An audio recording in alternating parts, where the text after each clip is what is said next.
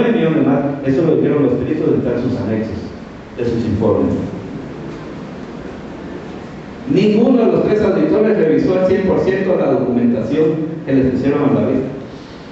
Qué interesante es esto. Toda auditoría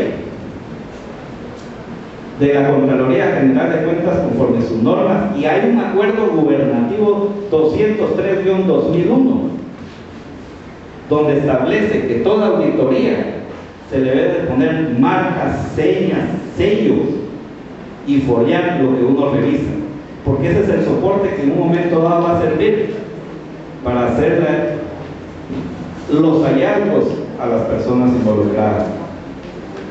Y qué interesante es que los auditores dijeron: permítame, voy a ver qué revisé yo de la famosa documentos denominados secretos. Y ellos mismos dijeron: yo revisé del número 1, del folio 1 al número 84, porque yo mismo los folié, porque yo mismo les puse mi sello de auditor, cosa que no hay en ninguno de los demás del resto de documentos.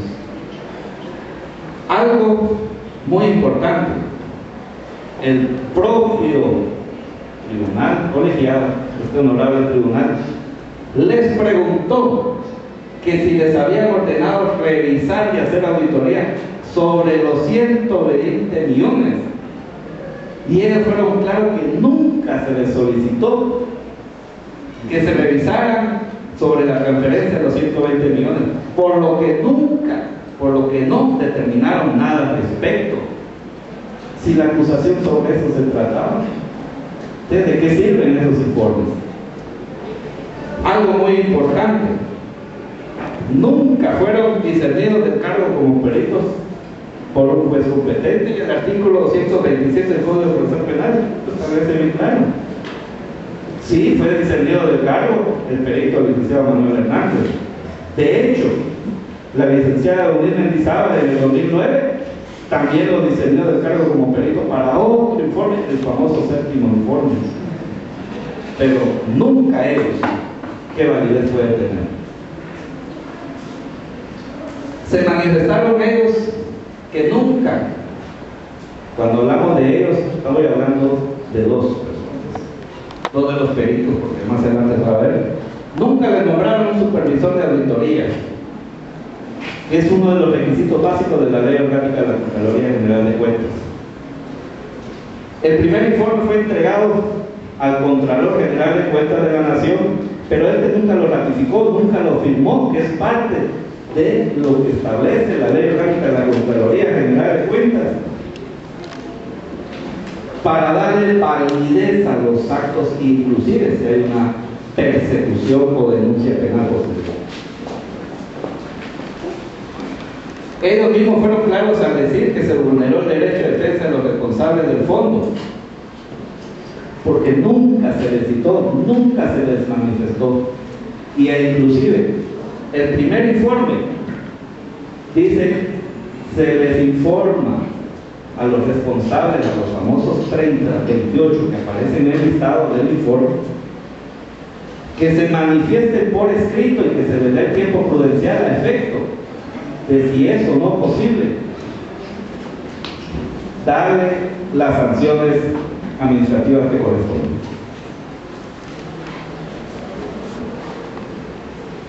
Del control de las evidencias por el Ministerio Público, lo manifestaron los 3 auditores, que el Ministerio Público, por medio del licenciado Selvin Galindo, les dio los lineamientos para realizar la auditoría, pero no están por escrito, qué lineamientos, pero tampoco les pidió que investigara sobre los 120 millones. El licenciado Manuel Hernández, el perito del Ministerio Público, fue el que coordinó y entregó la documentación que tuvieron a la vista y que estaba depositada en la bóveda. Él era el que tenía la llave. Así lo manifestaron. ¿Qué control tuvieron ellos si solo lo que les pusieron a la vista? Ellos fueron claros en decir: solo lo tuvimos a la vista y nos faltó esa documentación pertinente. Por supuesto, si nunca se la pusieron a la vista. Los auditores le solicitaron al licenciado Galindo papelería de soporte, pero ellos nunca tuvieron respuesta de eso, lo manifestaron ellos. El problema es que hay una duda razonable si realmente el MP les proporcionó toda la documentación incautada. No hay cruce de cartas, no hay cruce de oficios, que es lo normal que se hace cuando se hace una auditoría en una institución del Estado. Parte de las normas de control interno de hacer una auditoría, de los procedimientos que hacen, inclusive en las instituciones privadas, en las entidades privadas.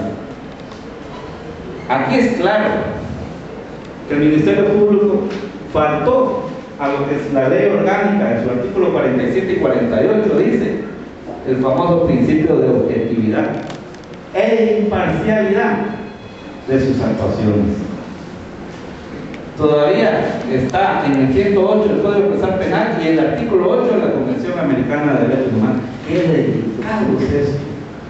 Porque no se puede hacer una persecución penal y acusar a una persona si no se lleva todo el procedimiento, porque ellos son simples trabajadores y funcionarios del Estado, no tienen la ley por la mano directamente. De lo actuado por el juez quinto, no le sé el nombre, no sé quién es, será el quinto, pero qué interesante. Ordenó a los auditores revisar la documentación denominada secreta en sus oficinas. Todos los días, aquí está esto, todos los días le quitaba la documentación y la guardaba él, y todos los días era el mismo procedimiento, e inclusive el informe final no les permitió ni siquiera sacar fotocopia. Informe final que firmaron los 3 auditores y el licenciado Manuel Hernández, perito del BNP. Nunca les permitió discutir los resultados del informe con los responsables del fondo, y el artículo 28 de la Ley Orgánica de la Contraloría General de Cuentas es clara al respecto. Simple y sencillamente se los quitó, y un mes y medio antes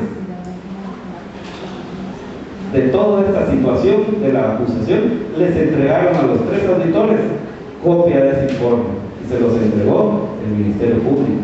O sea que ellos sí tenían lógicamente copia de ese informe.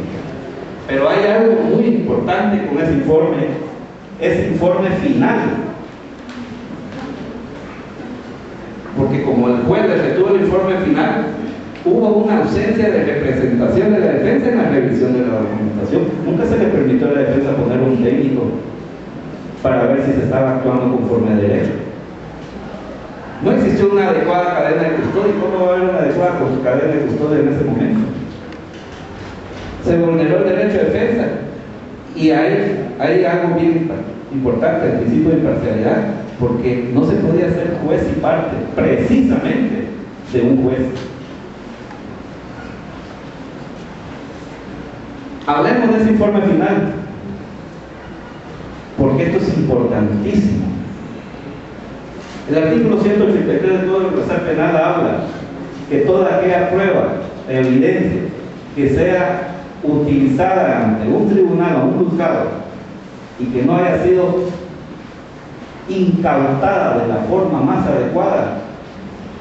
Hay una teoría muy importante que es la del fruto del árbol envenenado, que comenzó en 1956 en Estados Unidos, y ya sabemos muy bien que todo fruto de un árbol envenenado lógicamente no tiene prueba en juicio. ¿Qué pasó con ese informe final de los auditores y del perito del MP? Que firmaron los 4 ante el juez quinto. Hay una acta de audiencia del 8 de agosto del 2009. Esa acta de agosto del 2009 que tuve el gusto de leer, y cuando fue incorporada por su lectura por parte del Ministerio Público, ahí comparece la licenciada Evelina Elizabeth como representante del Ministerio Público, comparece la licenciada Lea de León como representante de CONFIE. Las dos, y después se adhirieron la de la Contraloría General de Cuentas y la Procuraduría General de la Nación, establecieron y protestaron porque esa prueba estaba contaminada. Inclusive la licenciada Evelina Elizabeth dijo que no está su informe final, ese informe final que hicieron los 3 auditores y la del perito del Ministerio Público, no estaba en la caja fuerte que se abrió para el efecto, y que previamente en un acta anterior